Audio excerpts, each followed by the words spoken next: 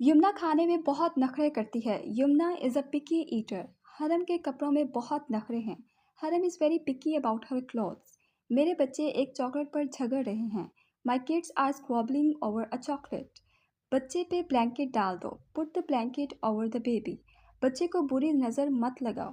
Don't cast an evil eye on the baby. अपनी बेटी को ज़्यादा लाडला मत बनाओ। Don't pamper your daughter too much. Hareem सर से पाँव तक कीचड़ से लिपटी हुई थी। Hareem was covered with mud from head to toe. बस मैं बच्चों को सुलाने जा रही हूँ। I am just going to put the children to bed.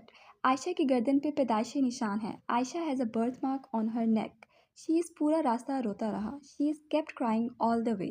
Shajil सोने वाला है। Shajil is about to sleep. कुल मिलाकर उसने इम्तिहान में बहुत अच्छी कारकर्दगी दिखाई। All in all he did pretty well in his exams. मैंने अपनी बेटी से उसका कमरा साफ करवाया। I made my daughter clean up her room.